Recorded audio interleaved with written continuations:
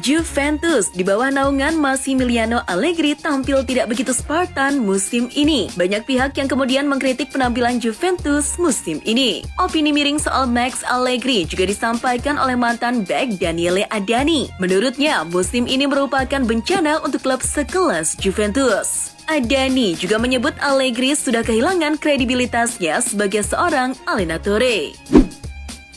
Sergej Milinkovic-Savic bisa saja hengkang dari Lazio akhir musim ini. Potensi itu coba dimanfaatkan oleh dua klub beken Manchester United dan Paris Saint-Germain untuk mengajukan tawaran. Dalam laporan Football Italia, pihak Milinkovic mengaku punya tawaran mencapai 65 juta euro dari PSG dan Manchester United.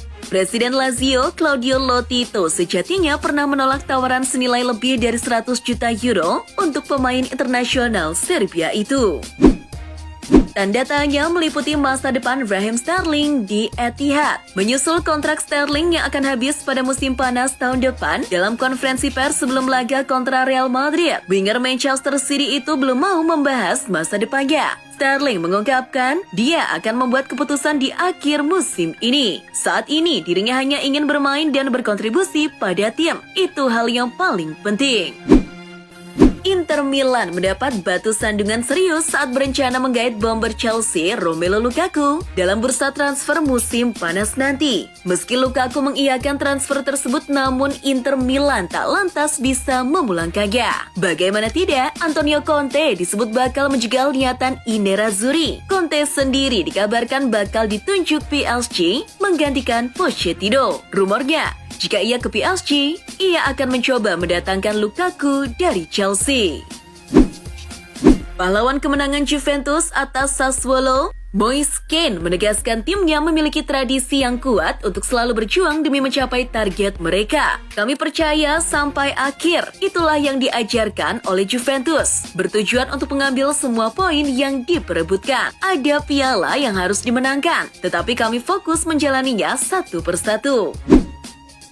Bintang Liverpool, Virgil van Dijk mengatakan The Reds harus dalam kondisi terbaiknya untuk mengalahkan Villarreal di semifinal Liga Champions. Seperti diketahui, Liverpool bakal melawan Villarreal pada leg pertama semifinal nanti malam. Pemain internasional Belanda itu menyatakan raksasa Merseyside tidak akan meremehkan ancaman tim tamu yang dilatih Unai Emery di Anfield. Sebab Gerard Moreno CS punya serangan yang cukup berbahaya. Seperti dilansir Football Espana, pelatih Barcelona, Xavi Hernandez, ingin membangun skuad yang kompetitif dengan dua pemain baru di tiap posisinya. La Blaugrana ingin merekrut antara 6 hingga 7 pemain baru selama bursa transfer musim panas. Skuad saat ini meskipun bagus, tidak memiliki kedalaman yang memungkinkan Barcelona menantang gelar La Liga maupun berjaya di Eropa.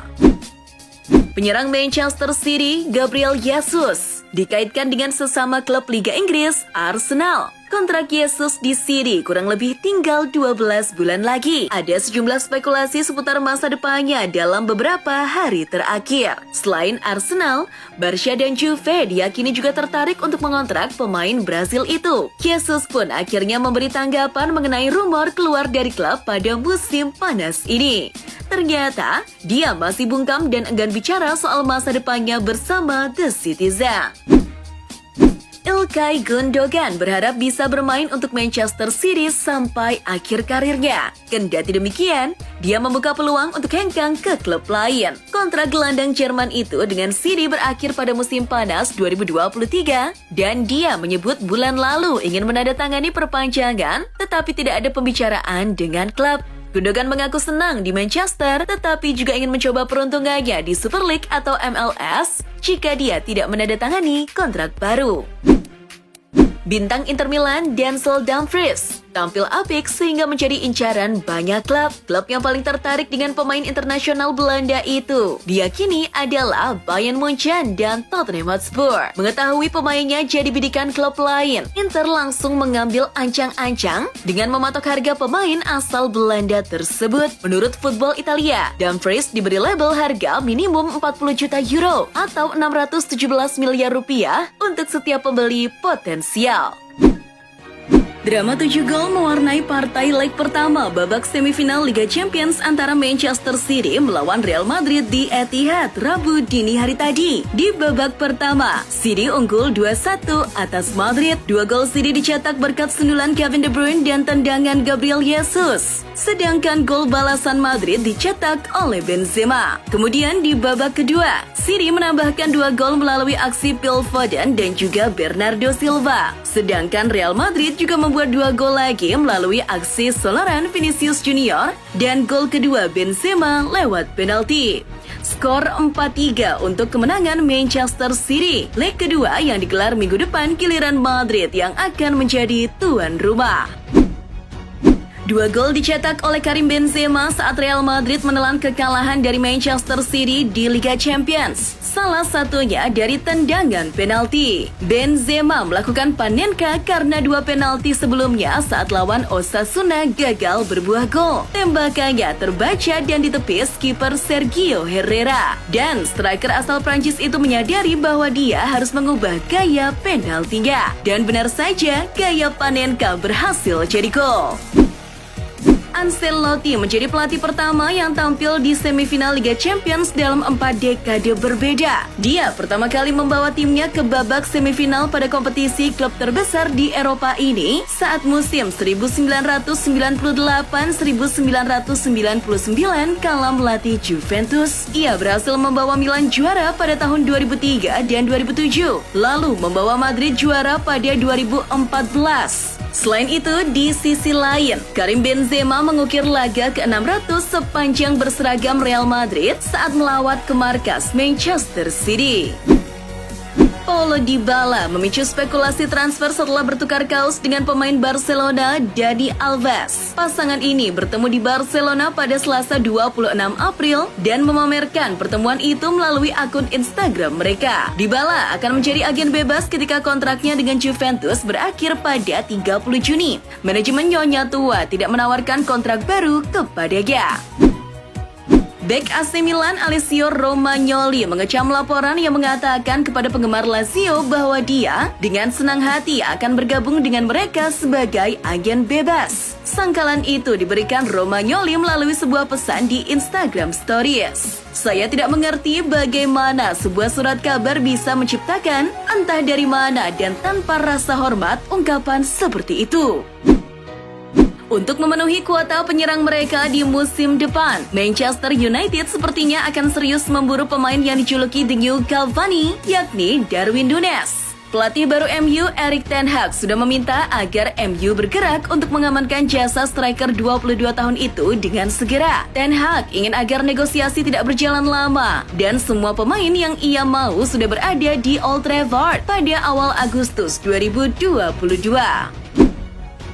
Menurut laporan Sport Bible, Liverpool siap menyalip Manchester United dalam perburuan gelandang bertahan muda milik AS Monaco, Aurelien Tchouameni di jendela transfer musim panas 2022 mendatang. Dan demi memenangkan perburuan servisnya, The Reds sudah membuka komunikasi dengan orang-orang terdekat sang gelandang. Harga Tchouameni sendiri kabarnya cukup terjangkau. Ia bisa direkrut dengan harga sekitar 50 juta euro atau 767 miliar rupiah.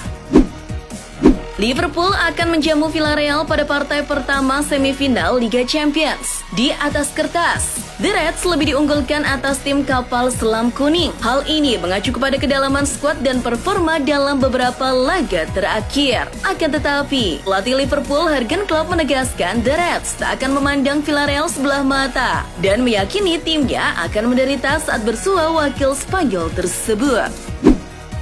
Melalui laman resminya, Barcelona mengumumkan bahwa mereka mencapai kesepakatan perpanjangan kontrak bek asal Uruguay, Ronald Araujo, hingga 2026. Klub Katalan tersebut selama beberapa bulan terakhir telah menjalin negosiasi kontrak dengan pemain 23 tahun itu yang kontraknya sedianya kadaluarsa pada 2023. Kontrak baru Araujo tersebut juga mencakup klausul rilis yang mencapai 1 miliar euro atau sekitar 15,3 triliun rupiah. Robert Lewandowski dirumorkan bakal segera meninggalkan Bayern Munchen pada bursa transfer musim panas 2022 untuk menuju ke Barcelona. Meskipun Bayern dengan tegas menolak untuk melepasnya, namun Di Rotten tetap mempersiapkan calon penggantinya. Dikutip dari Football Espana, kini Bayern sedang mengincar jasa striker andalan Ajax Amsterdam, Sebastian Haller, yang memiliki nilai transfer sebesar 33,5 juta pounds atau setara dengan 607 miliar rupiah. Atletico Madrid dikabarkan menyambut kembalinya dua pemain penting mereka setelah menepi selama beberapa waktu karena cedera. Mereka adalah gelandang Hector Herrera dan defender Jose Maria Gimenez. Herrera dan Gimenez telah berlatih bersama rekan satu timnya di Atletico Madrid pada sesi Selasa 26 April pagi waktu setempat. AS Roma akan menghadapi Leicester City di semifinal Conference League. Laga ini sudah sangat dinantikan legenda klub Francesco Totti. Dia berjanji akan menonton kedua pertandingan sebagai fans, termasuk di Stadion King Power pada leg pertama. Pemenang Piala Dunia 2006 itu juga mendoakan agar mantan klubnya bisa menembus final dan menjadi jawara di turnamen tersebut. Antonio Conte dilaporkan telah mengkonfirmasi keinginannya membesut PSG pada musim 2022-2023. Laporan dari Football Italia turut menyebutkan bahwa Conte sudah mengajukan 3 syarat kepada PSG jika mereka menginginkan jasanya, yakni kendali penuh atas bursa transfer alias pembelian pemain, keinginan bekerja sama dengan Gianluca Petrassi, dan kontrol penuh atas staf pelatihnya. Angel Di Maria dan Nicolo Zaniolo merupakan dua pemain yang masuk radar Juventus. Namun, merujuk laporan Football Italia, si Nyonya tua hanya akan memilih satu di antaranya. Laporan mengklaim Juventus akan memprioritaskan Zaniolo sebagai salah satu bakat masa depan di Italia. Namun, harga Zaniolo tergolong mahal, yakni 60-70 juta euro. Karena itulah, Juventus belum akan mencoret Di Maria dari daftar incaran mereka. UEFA menjalin kerjasama dengan Badan Penegak Hukum Uni Eropa, Europol. Kerjasama kedua lembaga itu dalam upaya memberantas korupsi dan dugaan pengaturan skor di sepak bola. Diketahui, sejumlah perwakilan dari penegak hukum, otoritas yudisial, dan asosiasi sepak bola nasional dari 49 negara menghadiri konferensi bersama di Den Haag, Belanda pada Selasa untuk membicarakan rencana melindungi integritas sepak bola.